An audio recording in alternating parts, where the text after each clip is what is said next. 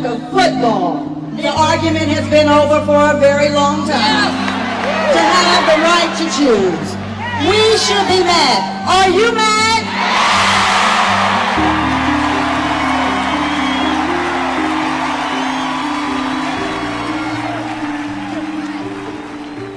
You're not allowed to retire from women's issues. You still have to pay attention because somebody's trying to yank the rug out from under you, and that's what's happening now. Don't mess with Texas women.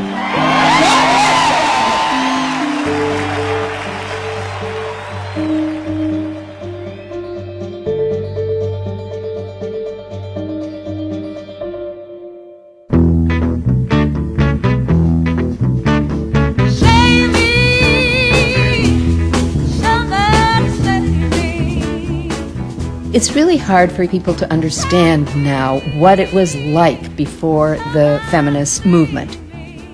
The wedding was the big thing, the marriage was success. You couldn't have career aspirations. You couldn't decide not to have a child.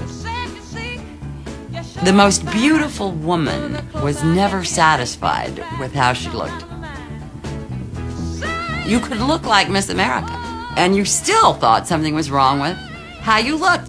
Let's not even talk about birth control and abortion. The horror, the fear of pregnancy loomed over anything one did. If you were raped, people wouldn't believe you. If you were battered, no one would believe you. It was feminists who brought up these issues and put them on the table. We had a sense of momentum. That was a sense of momentum that came from the 60s. It was like all this energy had been pent up in these women for all these years, and it just exploded.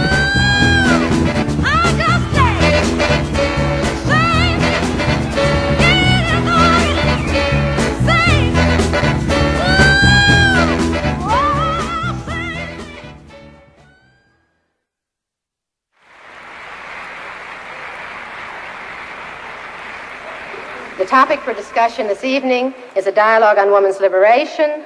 Mr. Mailer. Let's really get hip about this little matter and recognize that the whole question of women's liberation is the deepest question that faces us, and we're going to go right into the center of it. Let me introduce first Ms. Jacqueline Ceballos, President of the New York chapter of NOW, the National Organization for Women. Ms. Ceballos.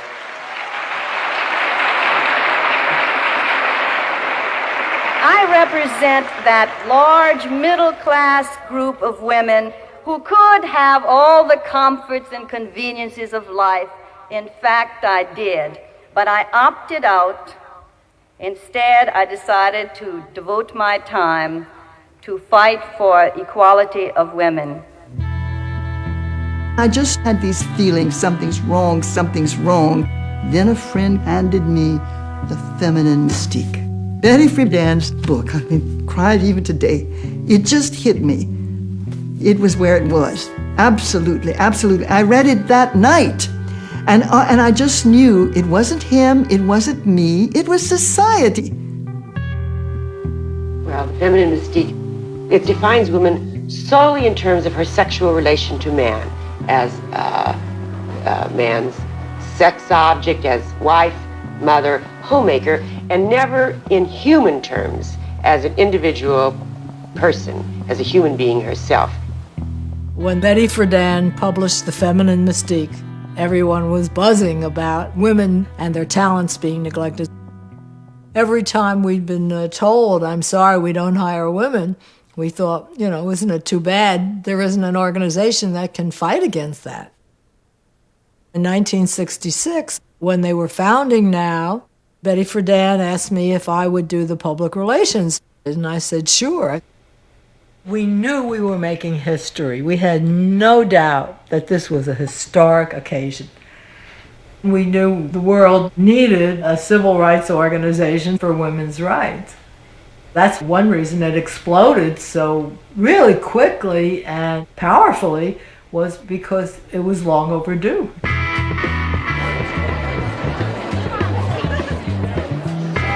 The mayor this afternoon met the women's liberation movement in a way that he had not before. As soon as NOW existed and I heard about it, I was in NOW. I became president of the Chicago chapter of NOW. And against the women of this nation, and we intend to react. Some of the earliest letters that we got was, "Where are you? I can't find you." You know, there was no internet. There was mimeograph and stamps. That's what we had. These were people's membership coming in. Here's a woman, and this is so typical of the women joining NOW at the time, recruited by myself with a big exclamation point. Let's see. I've collected buttons all my life, so this was one of my favorites. Uppity Women Unite. We certainly did, didn't we?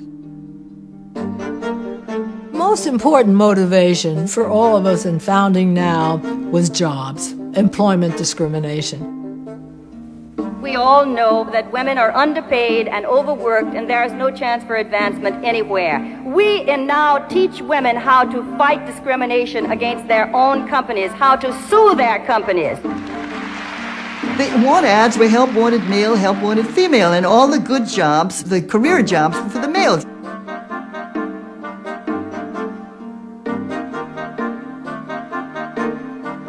In fact, there was one ad that said, "Just got your BA, want a job to be secretary of a good-looking executive. You might end up as his wife. I swear to you."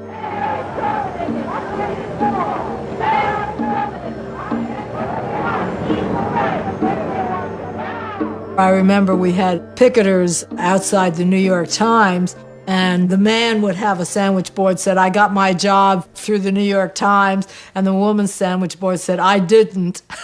Good morning, and thank you very, very much. I remember going on television shows when I was the chapter president, and people would seriously ask you whether you thought women should get equal pay. Well, do you think women should get equal pay? I mean, people would say that. You had to say this wasn't just handed down from Moses, this was discrimination.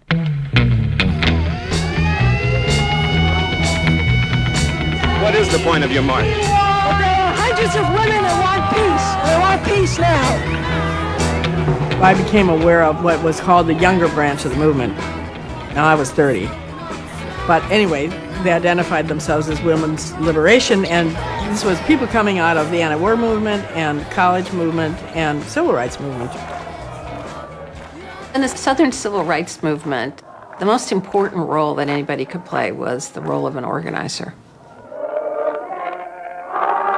You know, you met with people and you helped them find the courage to stand up, that it was their voice and their desires for change that gave a movement its power. I worked in Alabama, going door to door, canvassing, getting people to go register to vote. All the women I encountered who were working in the civil rights movement was an impressive bunch of women. What I saw was a different image of what it meant to be a woman, a different model. And we do realize with every step forward and with every effort in sincere prayer that we will overcome. Although I didn't fully realize it at the time, I was in fact getting the groundwork for being a feminist. And to feel that you can have the power in a group to do something that you think needs to be done that you could never do on your own. I think it's what I was looking for my whole life. All these other social change movements that were going on at that time led to the women's movement. They gave rise to women's consciousness of a need to operate on an equal basis.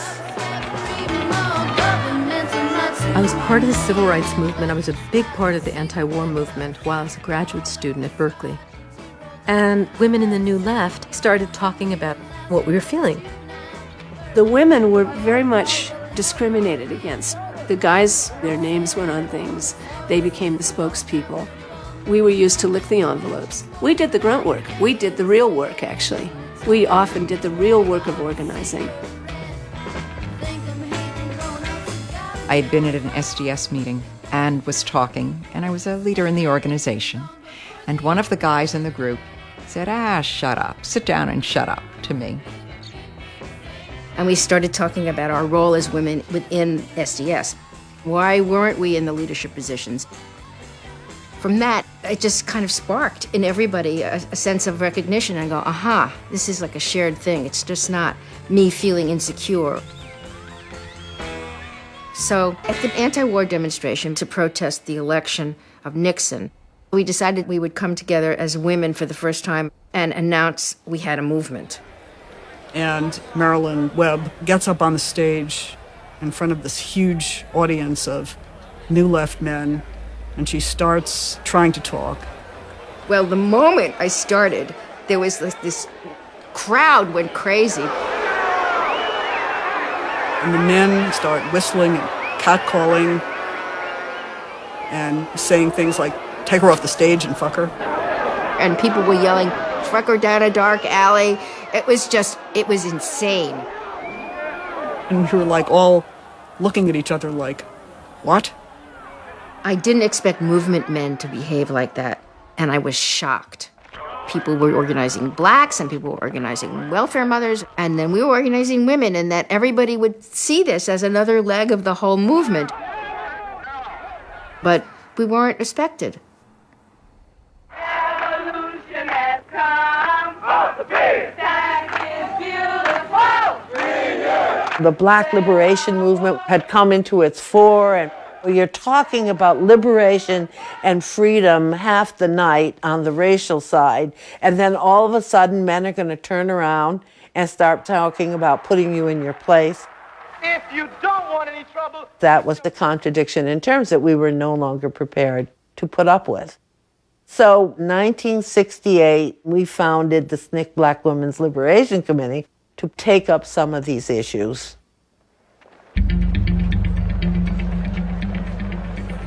A number of women felt that we need to go off on our own and focus on what we needed to do in our fight for liberation.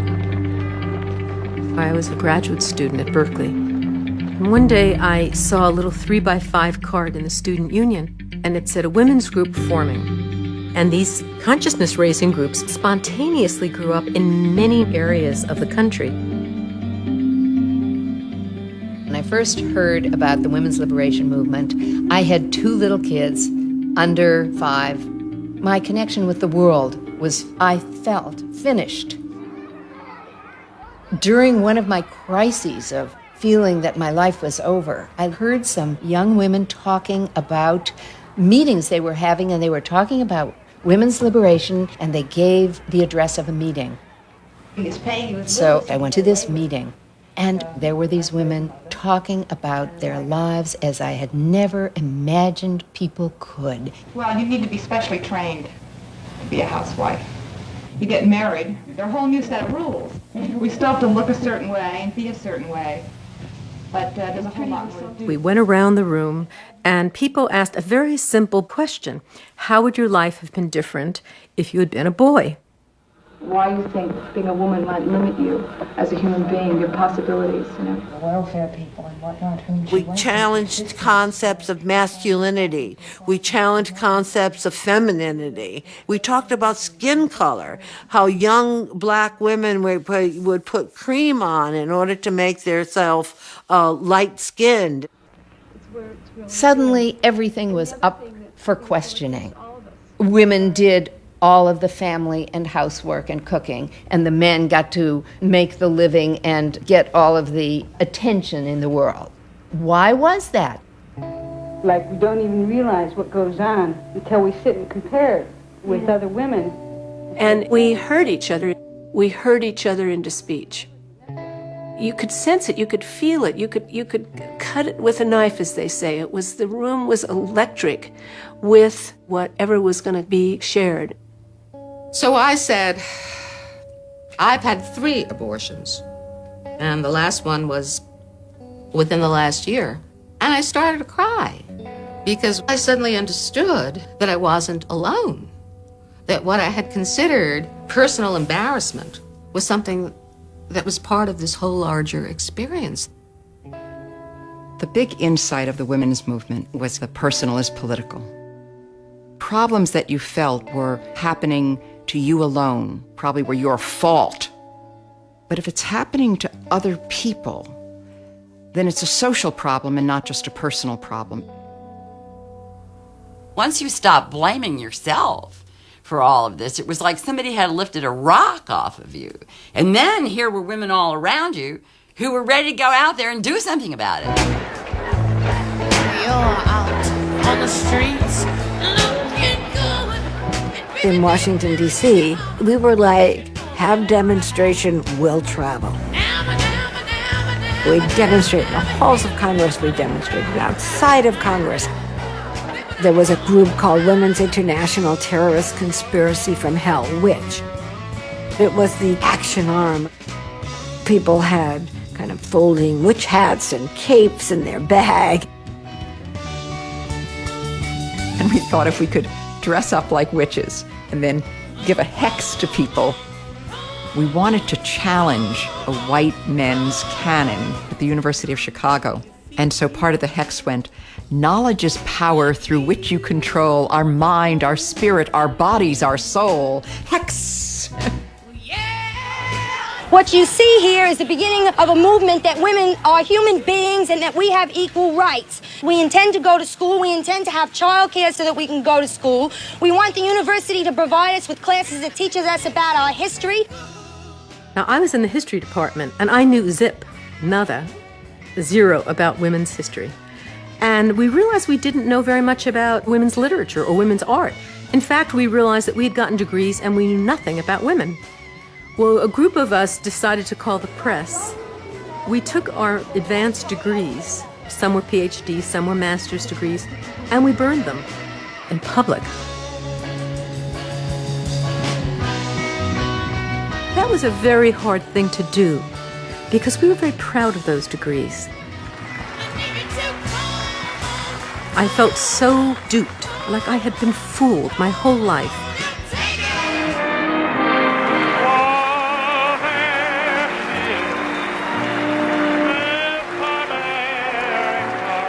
Miss America seemed like the perfect place to demonstrate the way women were just judged as sex objects, just judged by their looks. There were no such standards for men. We also recognized how racist those beauty standards were. We weren't going to have any of it. It was, all women are beautiful. That was one of our slogans. All women are beautiful. We had a freedom trash can. Guys were burning their draft cards. We would burn our bras and other instruments of female torture. No more pain, no more trying to hold them back in vain. Even though I was in Now, I was always with the radicals. If they're going to demonstrate for the Miss America, I'm going to be there. Women use your brains, not your bodies. It was a blast. What can I say? It was very exciting. It was something Now wouldn't do. They did things that were outrageous. And some of us thought that these would be made fun of, and they were. But they attracted media attention. Of course, it got results. But the best part came when, right at the moment when they were about to crown Miss America, the women who had snuck up into the balcony unfurled this huge banner over the edge of the balcony that said Women's Liberation. And the world got to see those words for the first time on a national scale. It was a great success.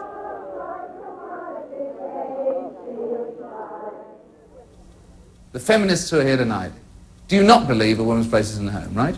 As feminists, what we believe in is very simple, and that is the social, economic, and political equality of the sexes.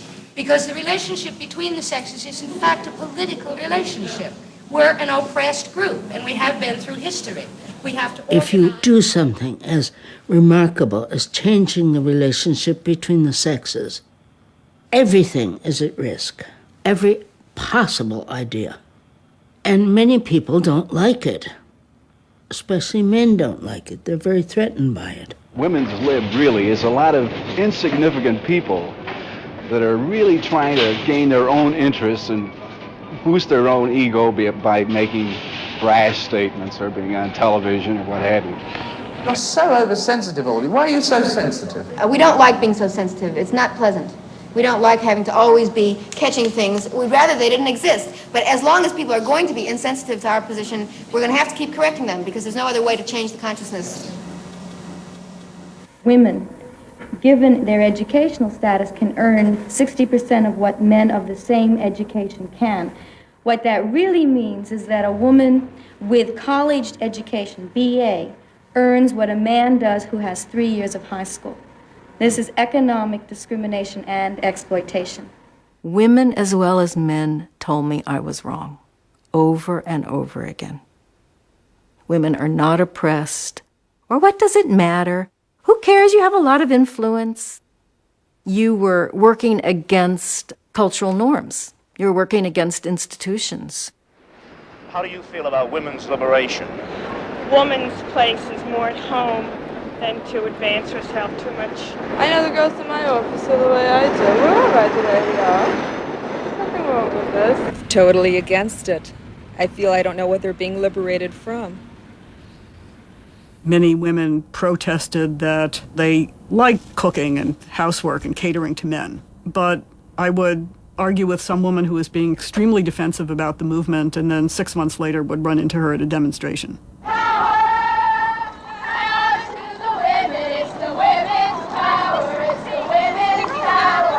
The status quo is being challenged by the women's liberation movement. Today, it's still a man's world.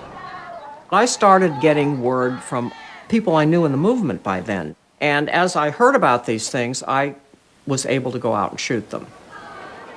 They startled Wall Street one day by an exhibition in which roles were reversed. Oh, they're so beautiful, all of them. Oh, those men, those sex objects. It was reported in the newspaper that there was a woman who worked in the Wall Street area. She was very well endowed, and men would wait for her outside the Wall Street train station. And they would pinch her, make sucking noises at her. And I thought, this is pretty disgusting. Oh, wow. Look at the legs on that one. So I organized what I rather grandly called the First National Ogling. Those pants, they just bring out your best. Hey, how do you like that hat over there? Oh, what a chapeau. All the very clever events helped the women's movement a lot. Keep your best leg forward, sweetie. Now, it isn't my taste to do the kind of demonstrations and things that some of them did. But I was always sort of gleeful about it underneath, and I thought, you know, go for it. Yeah, look at that long hair. Oh, it's a hippie on Wall Street. Oh, I'm so turned on. We're trying to point out what it feels like to be whistled at, put down constantly sexually every time we walk down the street. And we don't want to be sexual objects anymore. Is love out? Is sex out? Unless men change, it's going to be very soon. Unlike now, we didn't want a piece of the pie. We wanted to change the pie. We were talking about changing the whole paradigm of the way men and women interact. What about marriage? Marriage is unpaid labor. I mean, it's a free household slave for each man. It will take a major social revolution for women to be truly liberated. We began to reinterpret the whole world, and it seemed that male supremacy, male chauvinism, was everywhere. And it was. What's your general feeling about the National Organization of Women's Complaints? Become a member of the press club, you have to be 21 years of age and be a male. Or police action will be taken, we will make an arrest. Now, please leave. I have no intentions of taking the sign down or changing the sign. If you can get a court order to take it down, fine. You have no intention of changing your policy of segregated facilities. Is that correct, sir? There's a sign out there now. Come on, let's go. Do you discriminate by sex? Come on, let's get out of here. Come on, Toots. He has repeatedly used his law classroom to espouse that women do not make good attorneys, that they're too emotional, they're vindictive. We were angry. Maybe the anger is what carried us through and made us fearless.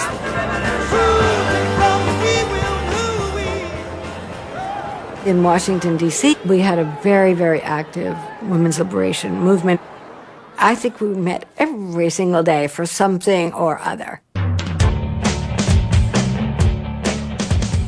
We had this organizational structure with all the different groups, and we didn't want it to be hierarchical. So we decided on the name Magic Quilt. Oh, it's not going to. In Washington, it's populated by working class women. They were getting a fraction of the salaries they felt they should be getting. They weren't able to support their children. So we talked to government workers, clerical workers, and people talked to nurses. And all of these women responded so incredibly. It was like, yeah.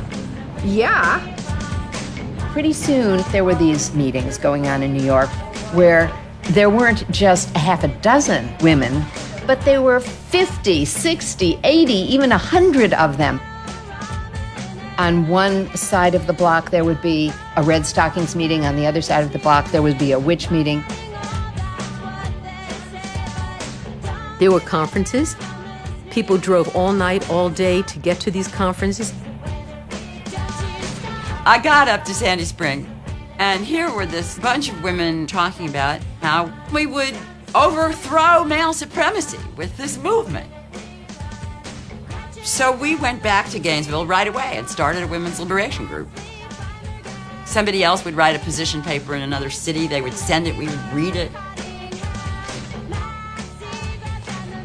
Every time there was a meeting, we'd see all these pamphlets that just raced across the country.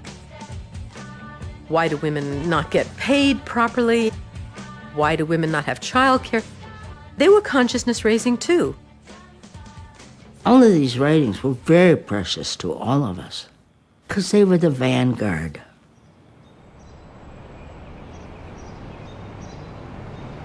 There are a vast number of women who are beginning to wake out of the long sleep that is known as cooperation of one's own oppression and self-denigration. And they are banding together to make the beginnings of a new and massive women's movement in America and in the world, to establish true equality between the sexes, to break the old machine of sexual politics and to replace it with a more human and civilized world for both sexes, and to end the present system's oppression of men as well as of women. We had a lot to say. In answer to a man's question, what can I do about women's liberation? Wear a dress. Wear a dress that you made yourself or bought in a dress store. Wear a dress and underneath the dress wear elastic around your hips and underneath your nipples. Wear a dress and underneath the dress wear a sanitary napkin. Wear a dress and wear slingback shoes, high-heeled shoes. Wear a dress with elastic and a sanitary napkin underneath and slingback shoes on your feet and walk down Telegraph Avenue. In the Bay Area, poetry was a very big part of our cultural life. I think the West Coast, we were accustomed to thinking that skits and songs and poems were all part of a movement. We had the wonderful precedent of the beat movement. Sometimes 1,000 people would show up for a poetry reading. It was a fantastic experience, both to be part of the audience and also to read. Alta is going to read first. I never saw a man in a negligee. 2 times I wore special fucky gowns, you know the type. One look and he turns off the football game, but they never do. And I was so busy being dainty and smelling fresh, I couldn't hump, couldn't wiggle, couldn't sweat, couldn't scream. You know damn well I couldn't come. I started writing poetry, and then I decided I would start my own press. I called the press Shameless Hussy because my mother used that term for women she didn't approve of, and no one approved of what I was doing. In 1969, when I started the press, only 6% of the books in America were by women. This is one of the famous poets that I published.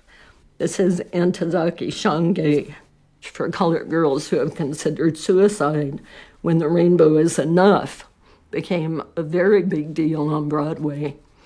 And we got famous because of her and because of George Sand. George Sand had been unpublished in America for about 80 years.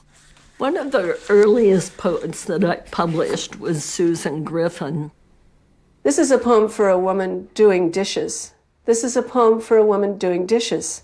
It must be repeated. It must be repeated again and again, again and again, because the woman doing dishes has trouble hearing. Sue and Ruth Rosen and I were all in a women's group. We decided that a newspaper was really essential for what we were doing. I saw the first issue of It Ain't Me, Babe, and I immediately phoned them up. And I said, hi, I'm an artist, I want to work with you. It was so exciting. So I got into the second issue of the first women's liberation newspaper in the country. Here's one where I drew the women's liberation movement as the bride of Frankenstein. And you see how terrified all the various hippie types are. You know, the peace movement guy and the hippie guy and the black power guy are really afraid of this woman who has just emerged. And she's making the power sign. This was something so new and so exciting. And people read us. People read us.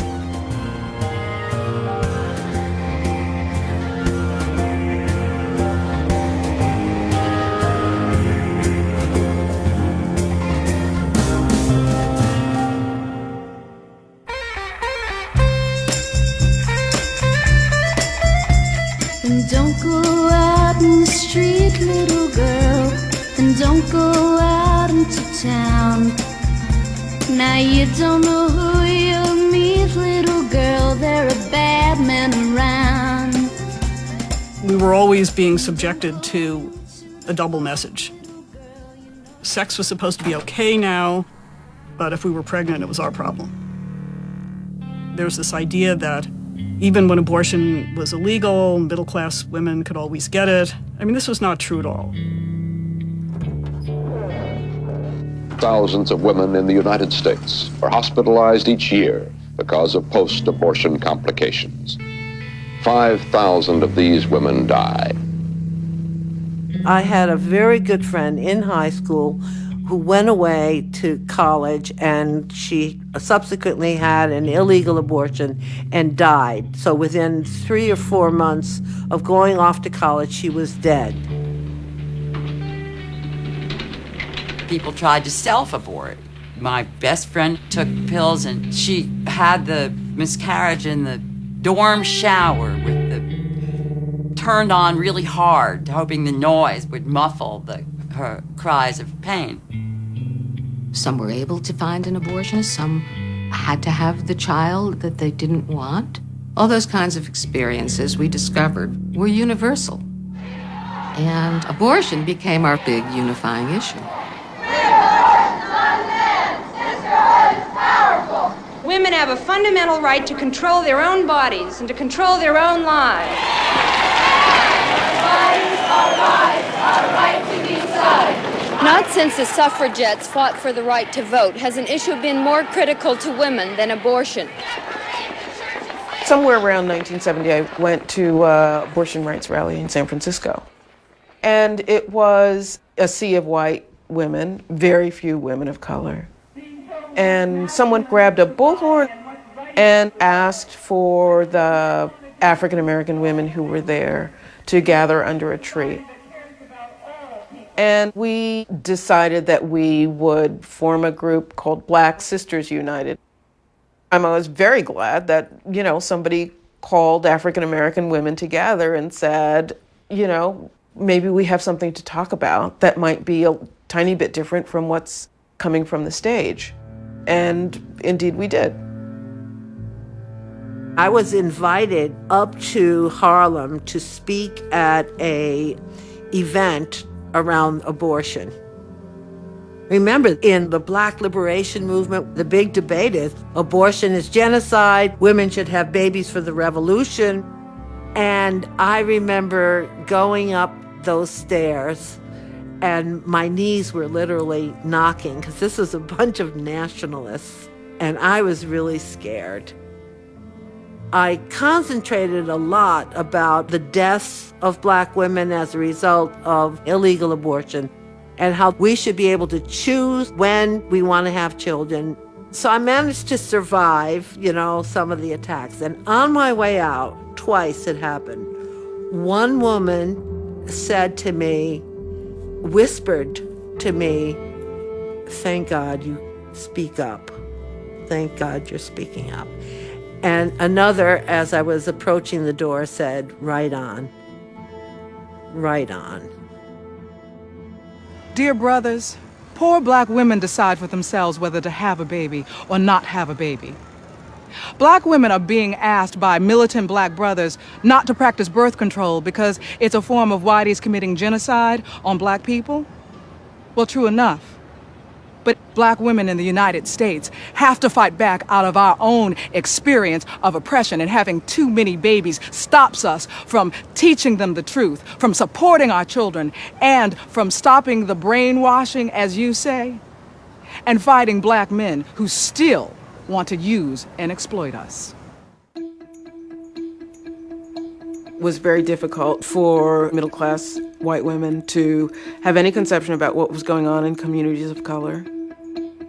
And those differences could have been in conversation with each other, but if there isn't even an acknowledgement that there's differences in experience and perspective, and the voice of one is used as the voice of all, then you have a problem. That was during a period when black women did not particularly identify with the women's movement. Mrs. Norton, why are you, a black woman, involved in women's liberation?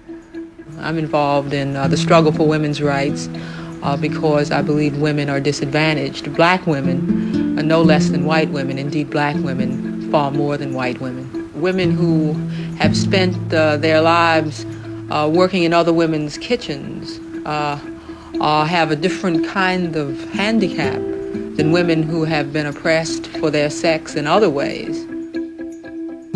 We were grappling with that idea of how do you integrate race, class, and gender. That's the reason why we had some reservations about the term feminism, because feminism just seemed to be dealing with the female aspect of your being. It's important to keep in mind that black women are organized in their own organizations, in their own version of black women's liberation. Black Sisters United was essentially a consciousness-raising group. And it was in that group the very first conversations I had ever had about differences in sexual orientation. It was the first group I was in which there were lesbian women. And so it was just a deep learning experience.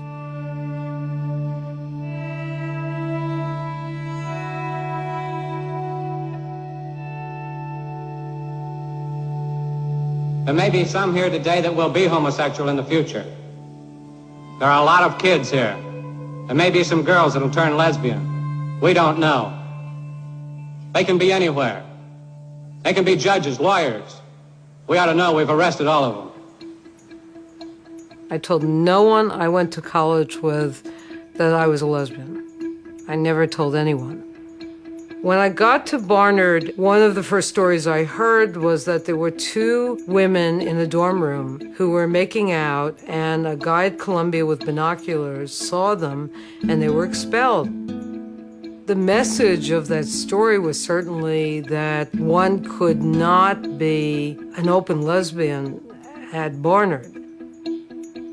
What the 60s were like for many of us, we grew up in silence and isolation and shame. And that's why consciousness raising was so appealing, because so much of our lives we could not speak of.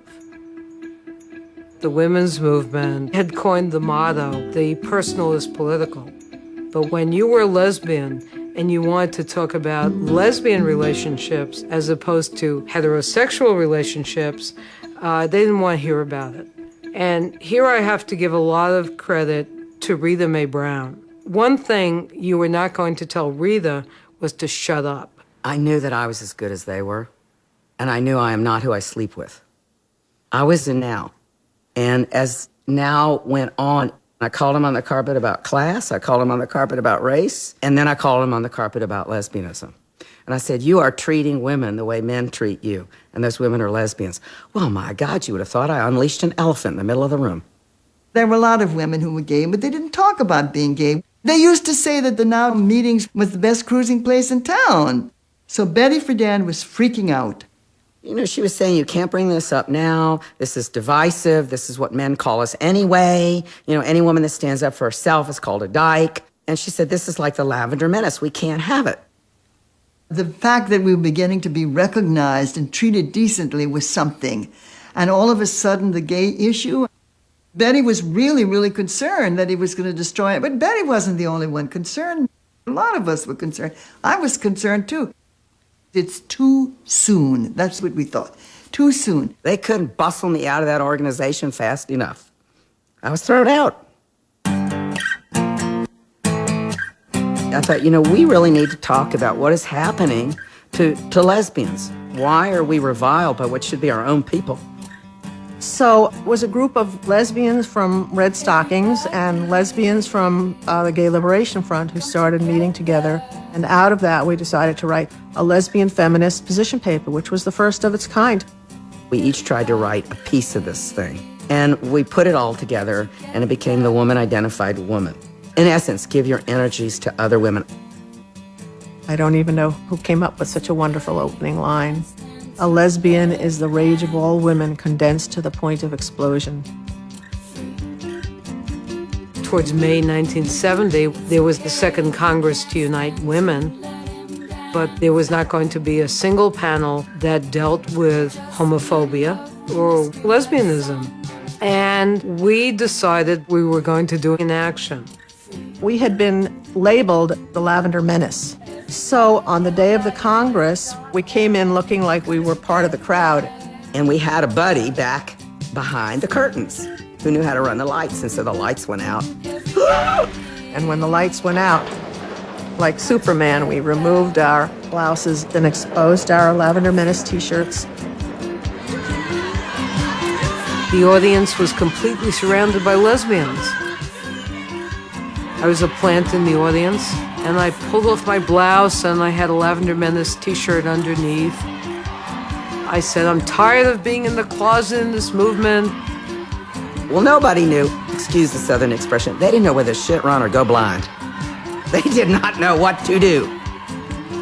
And finally, we took over the stage, and we demanded that issues of lesbianism be put on the agenda, and they were. It really did awaken people. It was like, oh, you know, you're kind of right. It was a lot of fun.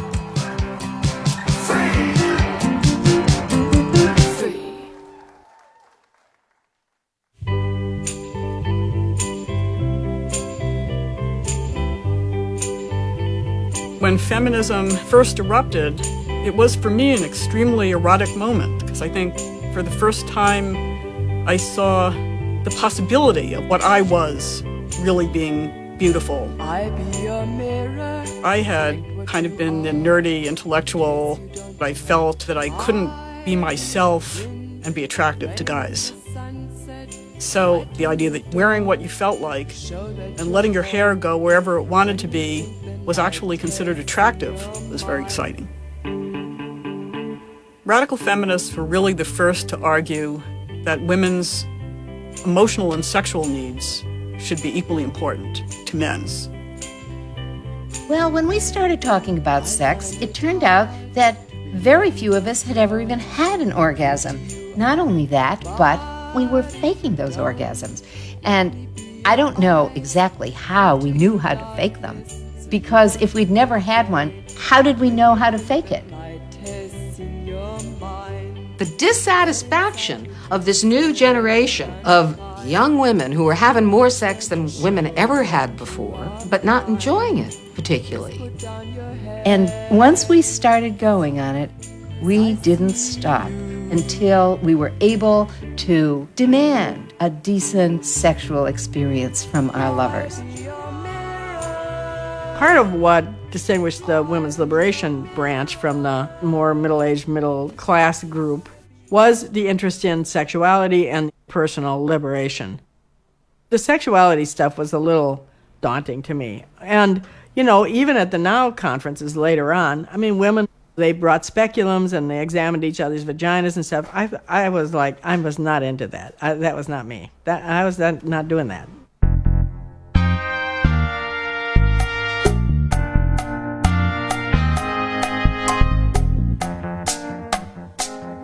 This is the group's first picture.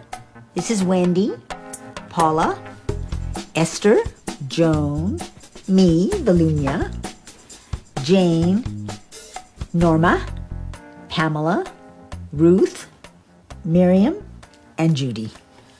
We look impossibly young.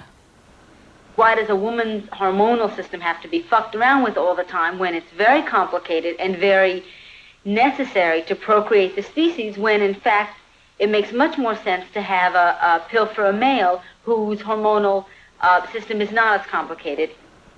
People were very fired up about birth control. People were having a terrible time, particularly because it was Massachusetts and birth control was illegal. The thing that struck me the most was that everyone had a doctor story that they wanted to share.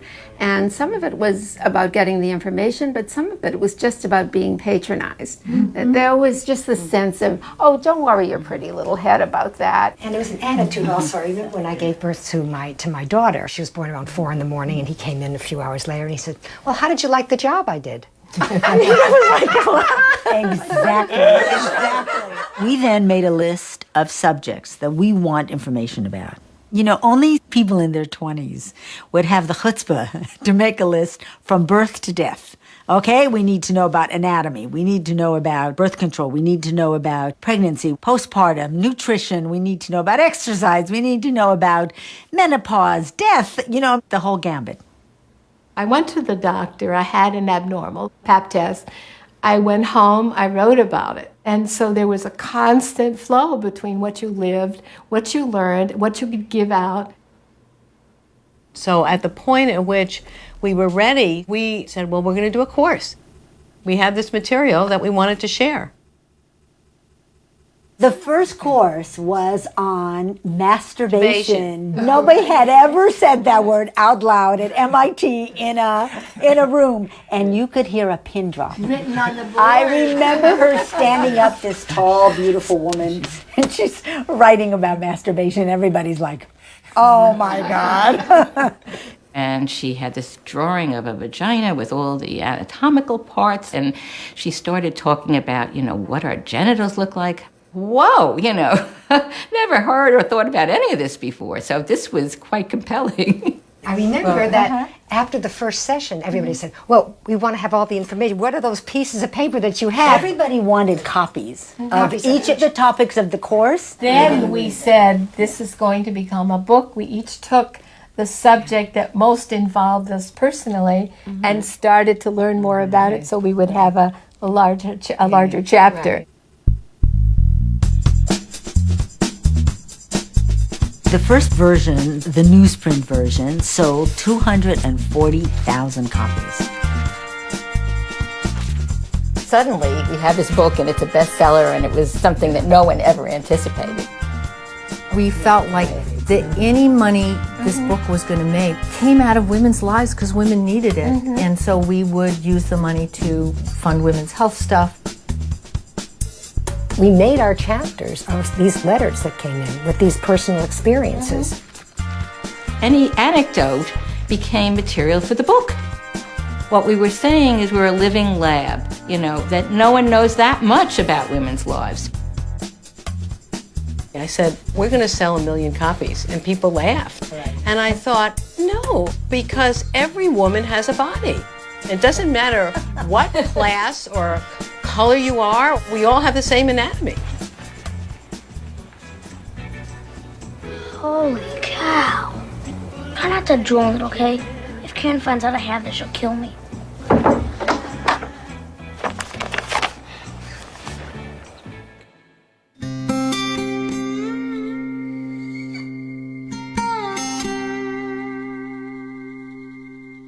My background was very, very different from many of the people I met.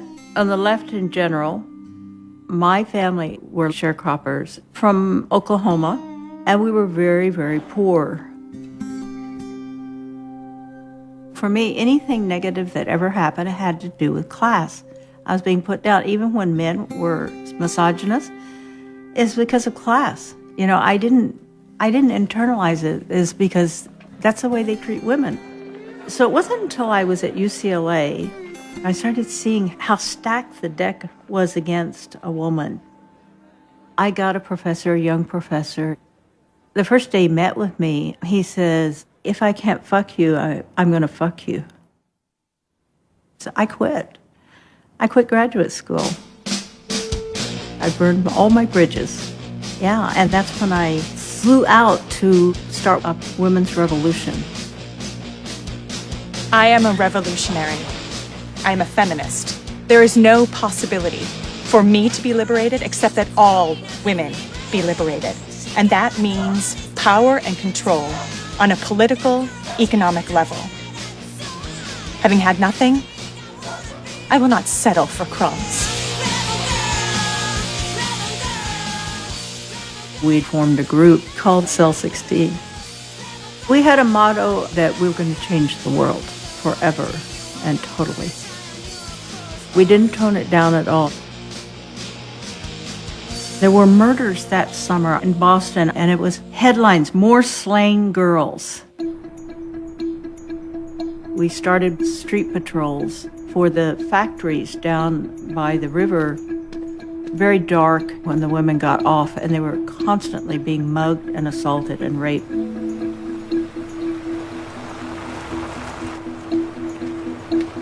The first time something did happen on a patrol, these guys yelled at us, bunch of lessies. I went up and punched him. Yeah. And Abby did an upper block. The guy ran. He was the most terrified man in Boston that night. This convinced us all we really needed to make self-defense a priority. So we started recruiting women for an all-women's class. And we went from just our group to about 100 people. It was important to all of us that we own the streets.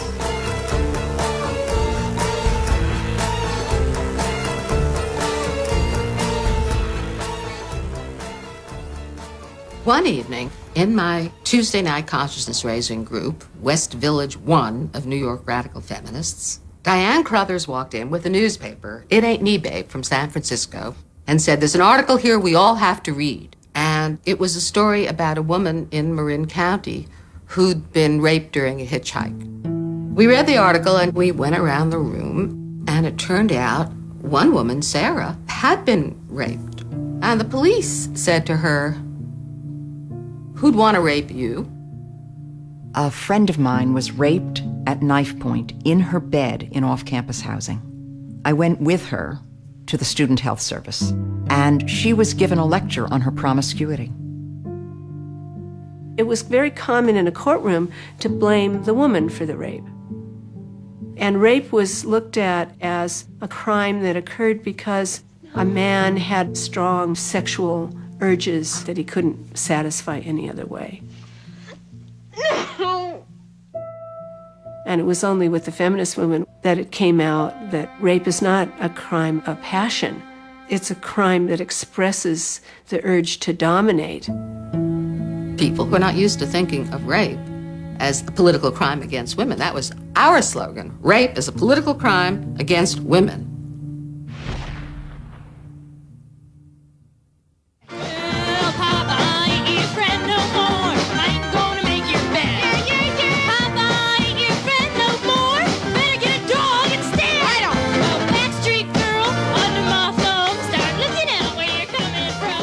The Chicago Women's Liberation Rock Band was huge.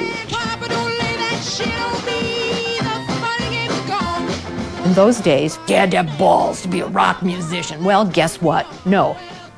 Seeing women being smarter and tougher, and the rock band was a fabulous example of that because of being loud on top of everything else.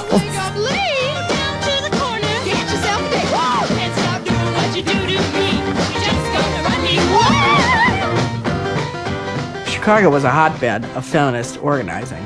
There were a lot of people doing a lot of things. And there was no communication amongst us. There was no structure to bring us together. And at the same time, there were a lot of new people who were interested in the women's movement, women who were reaching out. And so we decided to form the Chicago Women's Liberation Union as a way to network us all together. There was the Chicago Women's Graphics Collective, the Action Committee for Decent Childcare. We built a speakers bureau, the Liberation School for Women. Then we would have an open orientation session, and we would put about 30 chairs out, and we would get over 100 women. We didn't know who these women were. We didn't know how they learned about us, but they kept coming and they kept coming. They had classes on stuff women need to know, automobile repair, women's history, the facts of women's lives. Why have a school? Because these things are not being taught in the schools. I taught women's sexuality, contraception, abortion. Abortion was a very important issue to both groups at that time, with now doing more of the legal work and the Women's Union doing more of the direct service work. In 1964, a friend mentioned that his sister was pregnant and nearly suicidal. Could I do anything about it? And I was referred through a series of connections to a doctor. Asked him if he would perform an abortion. He said yes, and a few weeks later, someone else called and said they also were looking for an abortion. The word had spread. And at that point, I decided to set up a bit of a system. I was living in a dormitory at the time, and so I told people to ask for Jane. I could tell within the first minute what they were calling about, because there was a pause, there was a hesitance, there was a tension. Many were frightened, because 3 people discussing an abortion in those days was a conspiracy to commit felony murder. Jane was this service that was established in Chicago that provided abortions when abortion was illegal. We would have women call us who were in need of the abortion service, and of course having Jane available without having to refer them to the mob was a godsend. The group would take in the calls, and we would do counseling. Then women would be brought to specific houses on a rotating basis where the procedures would be done. The service moved every day from somebody's home to somebody's home, which is quite amazing. I joined the abortion service because I knew that women are sometimes desperate and they are going to hurt themselves in order to end their pregnancies. When I began Jane work, a few dozen women a week were coming through. After about 6 months, there were at least 100 women coming through. Ultimately, one really good abortionist taught Janes how to do abortions with skill and care, and then those Janes taught other Janes. All of us were always aware that what we were doing was illegal, that we could go to jail. You might have to throw everything in your bag and run down the back stairs at any moment. But we understood that it was important work, useful work, necessary work.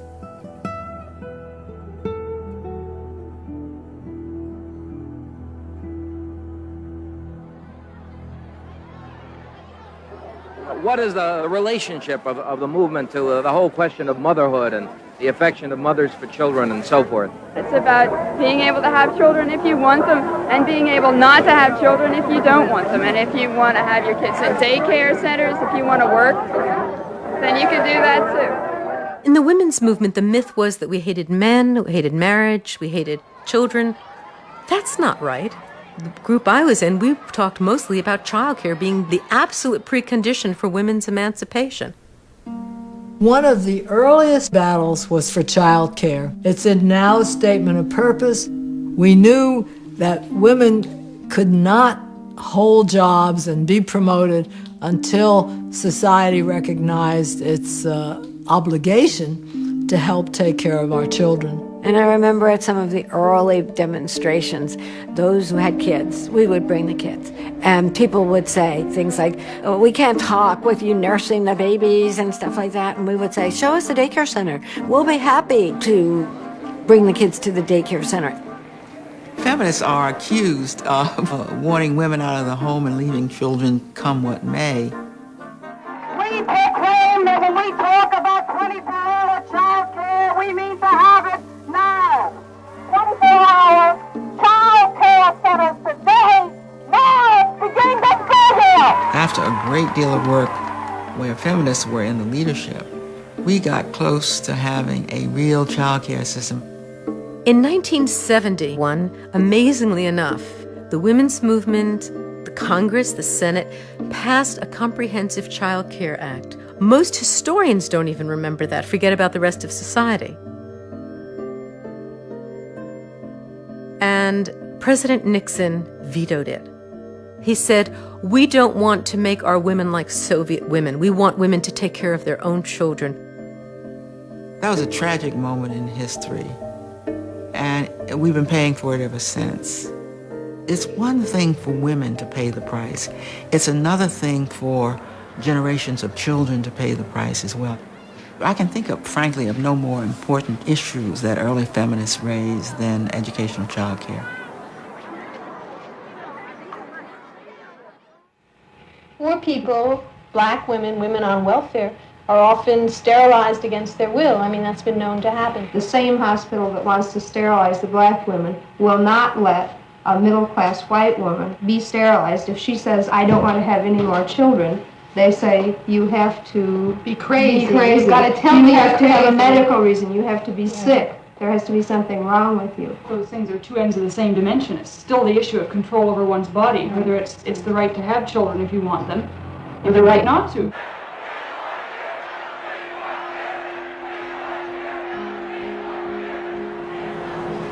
In Puerto Rico, over 1/3 of the women on the island have been sterilized. That means over 1/3 of the women are never going to be able to hold a baby in their arms. Women in Puerto Rico were used as guinea pigs, as a way of controlling the population. And then with that sterilization program being brought to New York City, we actively organized raising the consciousness about this.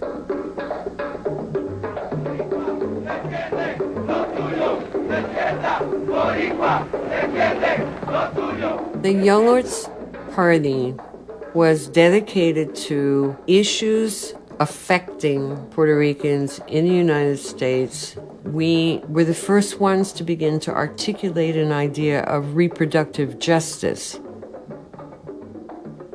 It's just as important for women in our communities to be able to have children, raise children that don't go hungry, have daycare, as well as have access to birth control and the right to a safe abortion. The kind of developing feminism that we had in the Young Lords was make very clear decision not to separate, to wage struggle internally with our brothers. The men had written this program. One of the points dealt with revolutionary machismo. What an oxymoron. We weren't having it. So we formed a women's caucus and made demands on the men in the organization.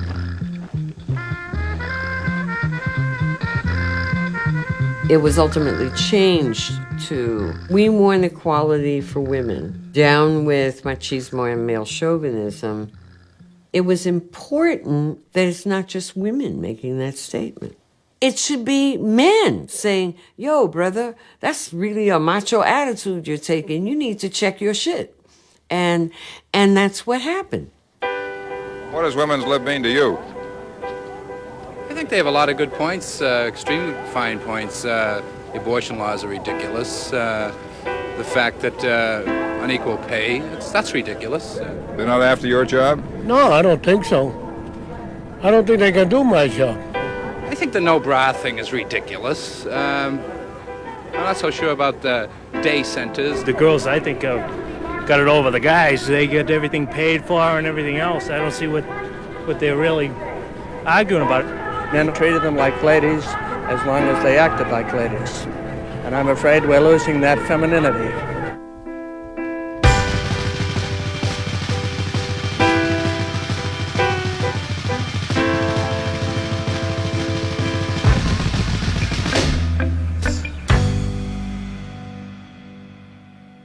By that time, we were so angry that it wasn't so far, such a reach to say, why are you sleeping with men? Aren't you sleeping with the enemy?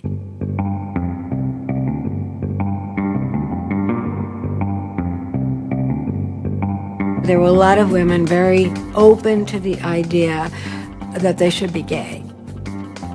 The Furies had come to Washington, D.C. The Furies was a collective of all women, most of whom were gay. My God, what a trip that was. I'm glad I did it. I really am. But all these women in one house, it was like PMS in concert. We were talking about what really is a lesbian and how should a lesbian live, and we should withdraw all of our energies from men, all this kind of stuff. Could we live together in this way and prove that it could be done? And I think in many ways it worked, but in other ways it didn't. It became too ideological, of which I was guilty, I remember being pregnant with Eric and sitting there in the Women's Liberation Office when the Furies announcement came that male infants were the enemy, that women could not come into the office with a male child.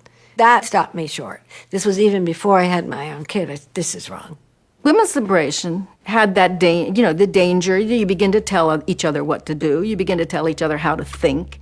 You begin to pressure people, you need to leave him. And that there were some women afterwards that were sorry that that's what they did. We were inventing things, and that's a very interesting edge to be on. We were still figuring out what it meant to create a movement that could help to change the whole world's perception of women, challenge patriarchy. You don't have much help, and you don't have many clues about how to proceed. We were figuring it out. And it wasn't always easy, and we didn't always do it right. Part of the reaction of first New Left women, and then it spread to other women, to male-dominated authority, was not only to view structure as bad, but leaders as bad. What women were trying to do was to not have leadership that was a hierarchy, but to have leadership that is collective. I mean, in a certain way, it was modeled on utopian ideas, but there invariably became some people who were more listened to than others, I guess, is the only way you can say. And I was one of those people. Part of this exuberance of women finding a movement that was going to help them find their own voice, there was also a competition for leadership at the same time. Because this was, for many of us, our one shot to be progressive leaders and be recognized and be able to get our ideas heard. The first core concept of sexist thought is that men do the important work in the world, and that the work doing the kinds of things that were normally associated as male activities, being interviewed, getting your name in the press, making speeches, giving lectures, those kinds of things, those were condemned. The only people I had seen in leadership roles were men. So, to be fair, maybe I was mimicking a male-style leadership. So they kicked me out of Magic Quilt. It was devastating to have all these people sit in a room that you had organized in a group to say, get out. People had read about me, so I was like this mini celebrity. In Cell 16, they said that I was oppressing them. It's the most incredible thing anyone ever said to me, I think, is that I feel oppressed just by the fact that you exist. Okay. You want me to stop existing? Listen, I dropped out of the women's movement 3 times. 69, 79, and 89. The women's movement brought about a social revolution in this country.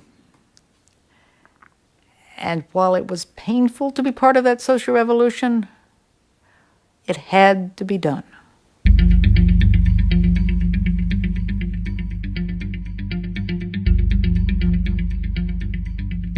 Everybody had taken the birth control pill. Back then, it was a huge amount of estrogen. Nobody had informed us that there could be side effects. My side effect was my hair started to fall out. And we got word of hearings on the Hill about the birth control pill. All the people listed to testify were male doctors and drug company executives, males, all. Not one patient, not one woman, nothing. I've seen in women with thrombophlebitis, weight gain, nausea, irritable bowel, cancer of the breast, rheumatoid arthritis-like syndrome. Serious reactions, the blood clots, the heart attacks, the strokes. They knew about it when they gave it to us, when they dispensed it like candy. I would like to know how many side effects we have to hear before somebody does something about these pills. You are not going to sit quietly any longer. You are murdering us for your profit and convenience. If you ladies would Our lives sit have down. been interrupted by taking this pill. We're conducting... I don't think the hearings are any more important than our lives. will everybody please leave the room? Press and everyone else. That's a fine way to run. We stopped the hearings, and they tried to bargain with us, because we were demonstrating every time they reconvened them. Yes, we are objecting to the fact that there are no women testifying and that there are no women on the panel. We are tired of men controlling our lives and our bodies. And one of our absolute bottom lines was there had to be information given to women. And we did get the first patient package insert, which is informed consent. We were bringing D.C. to its knees around women's issues. The director of the FBI, J. Edgar Hoover, found a new and, to his mind, potentially dangerous group, the Women's Liberation Movement. Hoover sent the following directive, quote, "It is absolutely essential that we conduct sufficient investigation of the Women's Liberation Movement to determine any possible threat they may represent to the security of the United States," end quote. J. Edgar Hoover said women couldn't be agents, so the FBI got women who were informants. These informants were sitting in on women's consciousness-raising groups, writing stories back to their agents saying, you know, they're just talking about the fact their men aren't doing childcare, they're not washing the dishes, they're leaving a mess, they expect us to do everything. I don't see why I should sit in on any more. They would forward that to J. Edgar Hoover, who would write back and say, continuous surveillance, these women represent a national security threat. The irony is, for the most part, women did not do anything dangerous or violent. The really dangerous thing was talk, because telling the truth and talking is very revolutionary. We're into a very hypocritical thing about the education of women. We pretend there's a lot of opportunity out there. So study hard, girls, and go forward. And there isn't any opportunity out there, and everyone's kidding them. Racism and anti-feminism are two of the prime traditions of this country. I no longer accept society's judgment that my group is second class. If women are to be married, women should receive pensions. All women are lesbians, except those who don't know it naturally. They are, but don't know it yet. I am a woman and therefore a lesbian.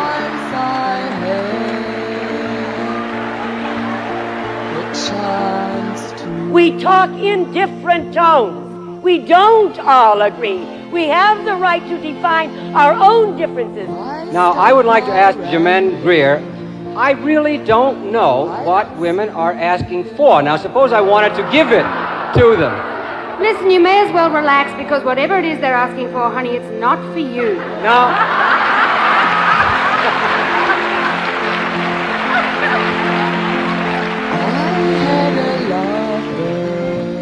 In the name of the mother, the daughter, and the holy granddaughter, our women. The women in this country are going to see to it that the insane directions of this country get changed, that we stop the business of having wars and military programs, start the business of having some money for health and housing and childcare, and we're going to see to it there's a liberation not only of women, but men and women. It's just that I've been losing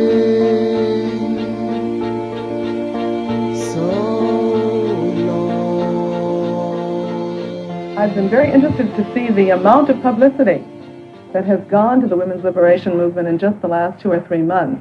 We couldn't get coverage anywhere except in a very joking fashion, and not in 1966. Everybody thought it was a colossal joke. I think people aren't laughing anymore. They recognize the seriousness of it. At the now National Convention for 1970, Betty Friedan gets up and gives her speech. And much to our shock, she announced that there would be a women's strike on August 26, 1970. the 50th anniversary of women's right to vote. When we take to the street in Boston and in New York and in Chicago and in Atlanta and in Florida and in California and in street. And everyone was like, oh my God, now what do we do? So Betty Friedan tells the press 50,000 women would march in New York City. Every week we would have a notice in the Village Voice. These younger women, they would pour into Now, and we would plan this march and strike.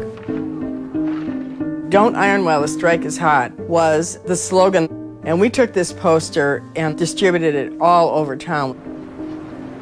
And I said, how are we going to get 50,000 to march? And Pat said, we'll take over the Statue of Liberty. And I said, how can you do that? The Puerto Ricans did last year and they're in jail.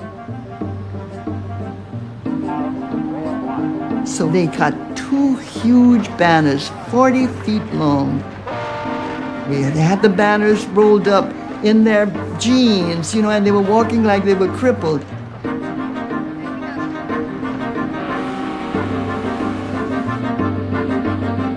We got to the island, so we had a group that was going to start demonstrating. I was going to go up those winding stairs and stairs. At the top one, where we were putting Women of the World Unite. I just remember the wind was so strong. And the next thing we knew, the guys caught on. By this time, there were helicopters.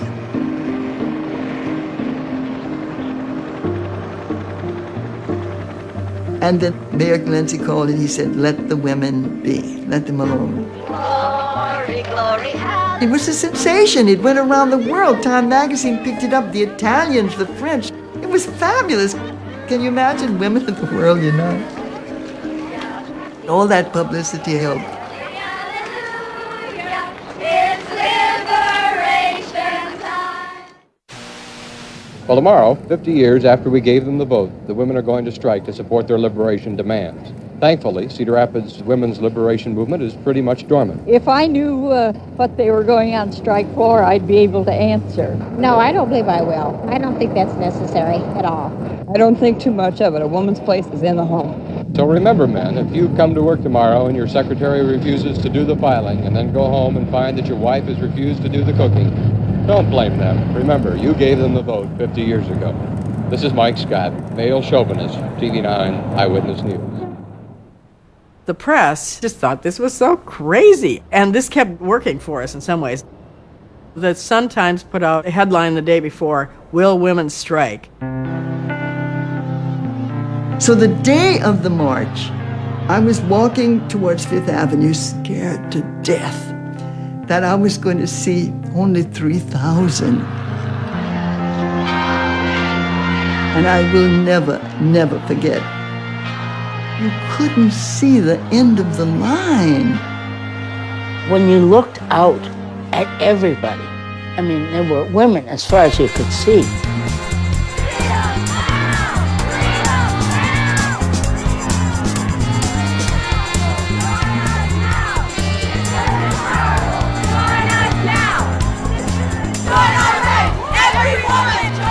People were cheering us. They hung out of the windows and out of balconies and cheered us on and waved flags for us.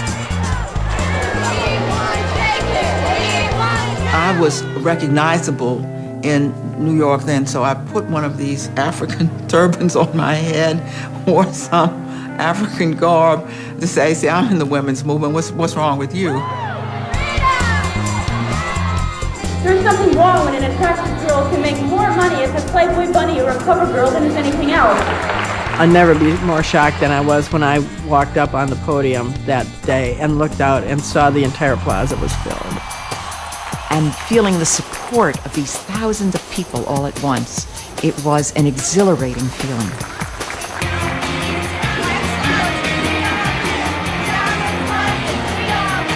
We didn't see serious programs devoted to issues that concern women. Issues, not recipes. Daycare, not chocolate mousse. I want the freedom not to have a husband. I want a society where men and women cooperate, not compete. When women have to support their children and men help to rear them.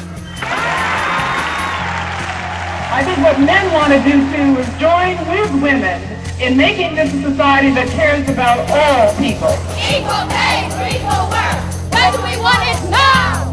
And what I would love today is the women and the men putting their fingers up like this.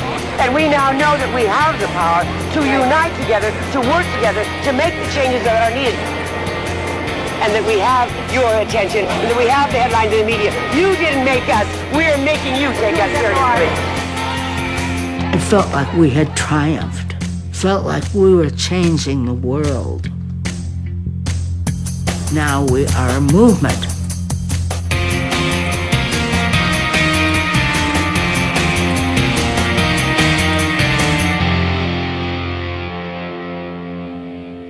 You know, it's probably no accident that we, in our time, didn't know anything about the suffrage struggle and how long it took to get the vote, 50 years. You know, I'm one of the few left who could say their mother worked for suffrage. I'm very proud of that. My mother felt so strongly about getting the vote, and she was so thrilled to get it. And I loved going with her to vote when I was only 5. And they'd pull that curtain, and nobody, they could only see people's feet. I just found that kind of mystical, and I still do. And I later decided the 2 emancipators of women were the vote and birth control. We live in a country that doesn't credit any of its radical movements. They don't like to admit in the United States that change happens because radicals force it. To take away the history of how change got made helps to cut down on activism, because people don't think that I, an everyday person, could make a big social change. The Supreme Court gave us Roe versus Wade, and I'm just a regular woman. But that's who made abortion rights come. Just a student and just a mother, and gathering together and protesting.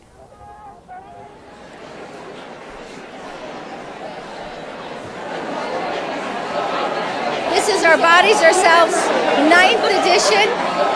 It just came out 2 weeks ago. We are so happy. It's like our baby. It's amazing to think that we have been around for 40 years. And to me, the global piece has been so amazing. Our Bodies, Ourselves has given any group of progressive women in any country the text of the book to adapt it to their own cultural context.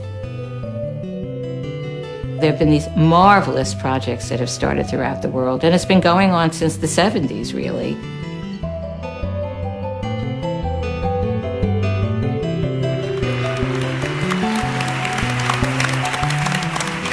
Mama Asia from Tanzania. For our 40th anniversary, women came from Israel, from Nepal, from Turkey, from Armenia, from Nigeria, from Tanzania. They have amazing stories to tell. In India, when I was doing the work with the Bangla version of Obos, young girls hadn't heard of it, but they were jubilant that something like this was coming to them. And they all said, oh, this is going to take us to a very different place. So thank you, all of you, for giving us back our bodies and the right to health. Thank you so much. I think there are great achievements of the women's movement. The women's health movement is one of them. We named sexual harassment. We named domestic violence, the battering of wives. We then made it illegal. Every aspect of life has changed. Families are different. My daughter is leading a completely different life because of the women's movement. They both take care of the children, they both earn money, they both work. There's still some sex segregation in the workforce, for sure, but there are whole fields that were simply closed down to women. And that's done with. I don't think we're going back on that.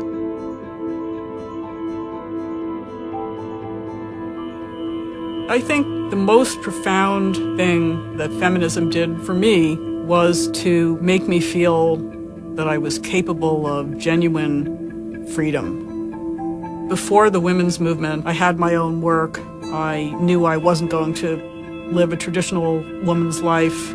I felt that I probably wasn't going to have children. And ultimately, I did have my daughter. And I think, were it not for feminism, I don't think I could have done that.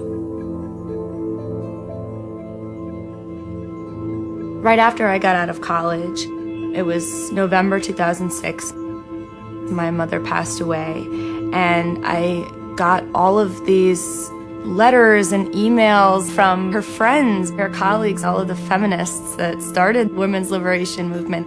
And I started to realize that even though I was down with the word feminism, I didn't really know what it meant to me and to our generation. I think the sexism that we experience is a little bit more insidious, and it's harder to sort of point out and say, see, that's sexism. But I know a lot of young kick-ass feminists out there. They're blogging, they're out in the streets, they're organizing. What do you do when you're under attack? What do you do when you're under attack? Stand up! The problem is rapists, and we need to address the problem. And let me give you a hint, it's not our clothes. It's not. There's this new movement called Slut Walk that has now swept 70 different cities. And it was started by a young woman who heard a cop say about a woman who was raped while she was asking for it. She was dressed like a slut. Believe it or not, people are assaulted regardless of what they wear. Some people who get raped are in burqas. NYPD, rape is a felony! We created a revolution that we are still debating in our society. We're still arguing over many issues that women raised 40 years ago, like abortion, like childcare. We still don't have any childcare. In terms of reproductive health, reproductive justice, we've gone backward in a big way.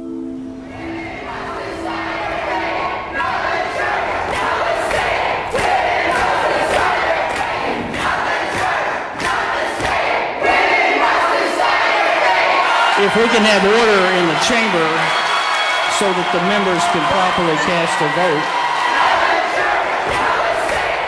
The bitter lesson is that no victories are permanent. All our rights are like that. They're only as good as we maintain them. This fight is not over. This fight is not over.